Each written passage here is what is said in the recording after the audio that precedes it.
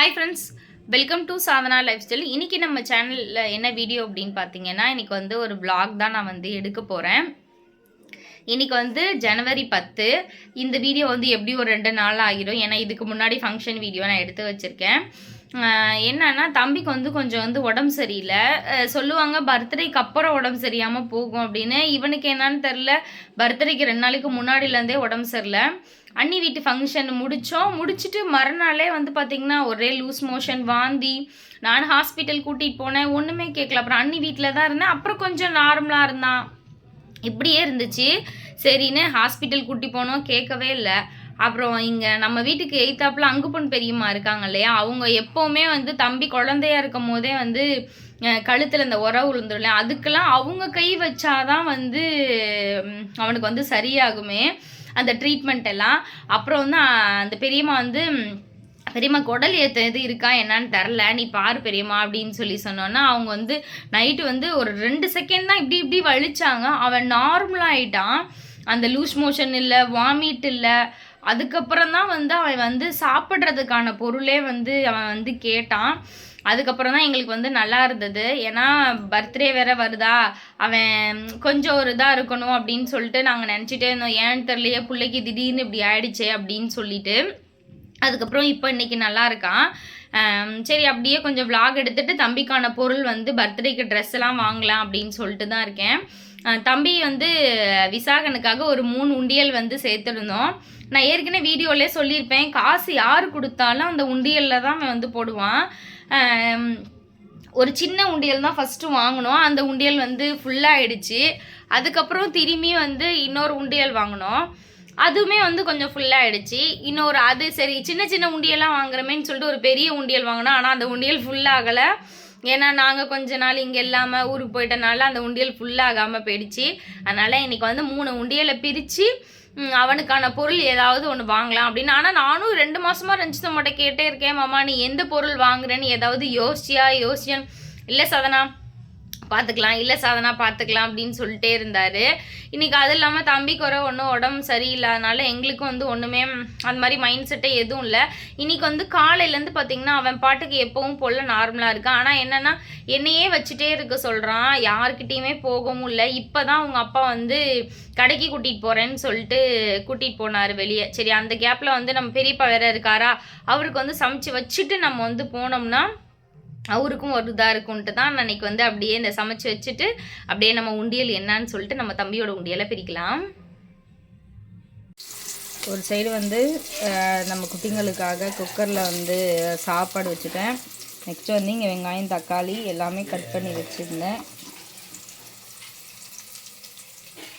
காலைல அரைச்ச சட்னி இதை எடுக்கல வேறு, மணி 10 தான் ஆகுது.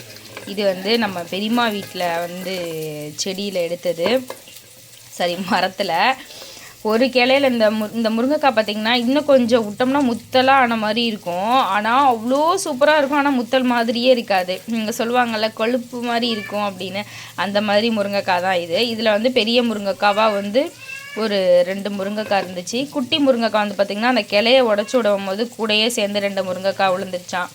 அதனால் ஏன் அதையும் வந்து தூக்கி போடுவானேன்னு சொல்லிட்டு நம்ம குழம்பு வைக்கலான்னு சொல்லிட்டு நான் வந்து கட் பண்ணி வச்சுருக்கேன். இன்றைக்கி வந்து முருங்கைக்காய் மட்டும் போட்டு புளிக்குழம்பு வைக்க போகிறேன்.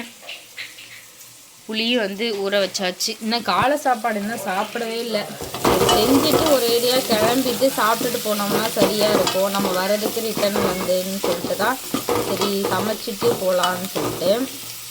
இப்போ தான் விசாகன் வந்துட்டு நார்மலாக வந்து விளையாடுறது ரொம்ப ஒரு இதாக இருக்குது. ஏன்னா 3 நாளாக பார்த்திங்கன்னா ஒன்றுமே செய்யலாமே, என்னையும் இறங்கவும் விடலை, அவனும் இறங்கலை, தூங்குறான். அப்புறம் மருந்து ஊற்றினோம்னா பார்த்திங்கன்னா மருந்து ஊற்றுற நேரம் தூங்குறான். அதுக்கப்புறம் எழுந்துச்சி உட்காந்துட்டு நைன்னு யார் பேசினாலும் போனாலும் இன்றைக்கி தான் வந்து அவனோட வேலைகளை வந்து செய்கிறான். நான் போய் பல்லு விளக்கிட்டு வந்தால் அவனும் வந்து இப்போலாம் பார்த்திங்கன்னா ப்ரெஷ்ஷு கேட்குறான். நான் எப்படி இது பண்ணுறேன்னா அதே மாதிரி செய்கிறான். அதனால் இப்போ தான் அவராக ப்ரெஷ்ஷு கேட்டார். ப்ரெஷ் போய் எடுத்து அவராக வந்து வெறும் ப்ரெஷ்ஷில் பல்லு விளக்கிட்டு அவரோட ப்ரெஷ்ஷில் எடுத்து நாம் என்ன செய்வோமோ அதே மாதிரியே கழுவி அங்கே பேரல் மேலே வச்சுட்டு அவர் பாட்டுக்கு வந்து சைக்கிள் எடுத்து இப்போ தான் வந்து விளையாடுறான். சரின்ட்டு இந்த குக்கர் விசில் வரட்டும். ஏன்னா ரொம்ப ஸ்பீடாக வச்சோன்னா குக்கர் எல்லாமே வலிஞ்சிருதா. அதனால் வந்து இப்போ ஒரு 2-3 டைமில் என்ன பண்ணிட்டேன்னா குக்கர் வந்து கொஞ்சம் சிம்லேயே வச்சுக்கிட்டேன். இதுதான் சிம்மா. கொஞ்சம் சிம்லேயே வச்சோம்னா சரி, கொஞ்சம் நேரம் பொங்கி வெளியே வராமல் இருக்குமேன்றதுக்காக தான் சிம்லேயே வச்சுருக்கேன்.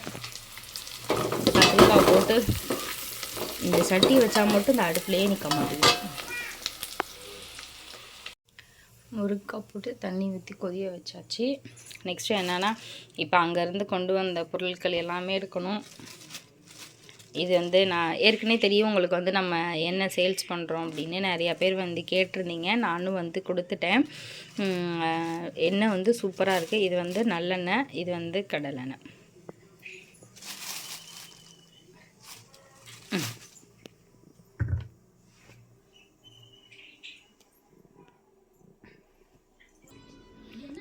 அந்த வீட்டிலேருந்து எல்லா பொருளும் எடுத்துகிட்டு வந்தாச்சு. இப்போ காய் எல்லாமே வந்து மாமா எப்போவுமே வாங்கிட்டு அங்கேருந்து தான் பிரித்து எடுத்துகிட்டு வருவோம்.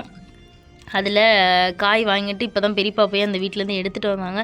இது வந்து ஆனந்தம்மா வந்து எப்படி தானே தெரில, வெங்காயம் வாங்கிட்டோன்னு சொன்னால் இந்த வெங்காயம் வாங்கிட்டு வந்திருந்தாரு. அதனால இந்த வெங்காயம் வந்து கிடைக்கலையா, திடீர்னு கிடச்சோன்னே எனக்கே வந்து என் தங்கச்சி வந்து இல்லை எனக்கு வேணாம் அப்படின்னு சொல்லிட்டனால எடுத்துகிட்டு வந்தாச்சு. விசாகனோட 3வது உண்டியல் இதுதான். ஆனால் இந்த உண்டியல் தான் வந்து இன்னும் முழுசாக ரொம்பலை. அதுக்கப்புறம் வந்து முருங்கைக்கீரை பறிச்சுட்டு வந்திருந்தாங்க. அதனால் முருங்கைக்கீரை வந்து எடுத்து வச்சிட்ருக்காரு. விசாகனை காட்டலாம், ஆனால் விசாகன் வந்து ஃப்ரீயாக இருக்காது. அதனால் விசாகனை காட்ட முடியாது. விசாகன் வந்து இந்த ஏபிசிடி இந்த இதுக்குள்ள போடணும். ஆனால் வந்து அச்சோ இப்படி தான் வந்து எடுத்து ஒன்று ஒன்றா அழகாக அடுக்குவான். அடுக்கிட்டு கீழே விழுந்துருச்சு அப்படின்னா ஒரு மாதிரி கண்ணை மூடிக்கிட்டு உட்காந்து அழுக ஆரம்பிச்சிருவான். ஒன்று வரவங்க எல்லாம் சேர்ந்து உட்காந்து இப்படி அடுக்கணும். ஆனால் கீழே விழுந்துருச்சுன்னா நம்ம கண்ணை மூடி அழுது காமிச்சோம்னா அவனே வந்து அடுக்கி கொடுத்துருவான். இருமா.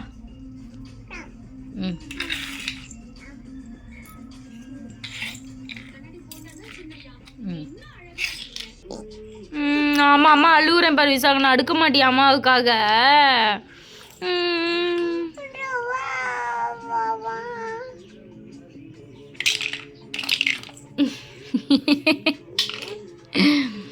அம்மா ஃபோட்டோ எடுத்துக்கிறேன், காட்டு. வேஷ்டி நல்லா இருக்கா ஜெய்? இங்கிட்டு பாரு.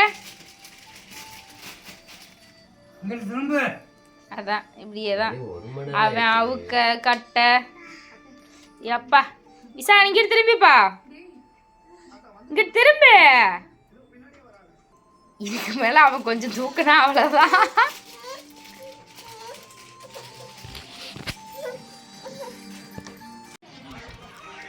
மணி வந்து 11:30 ஆயிடுச்சு. இப்போ தான் நாங்கள் வந்து சாப்பிட போகிறோம். சட்னி இருக்குது. எனக்கு வந்து புளிக்குழம்பும் சரி, கருவாட்டு குழம்பும் சரி, தோசை இட்லிக்கு வச்சு சாப்பிட்டா எனக்கு வந்து ரொம்ப பிடிக்கும். அதனால் அந்த புளிக்குழம்பு வச்சோடனே நான் வந்து ஊற்றிட்டு வந்துட்டேன். கீழே வந்து விசாகன் சாப்பிட்டு வச்சது இவர் பாரு.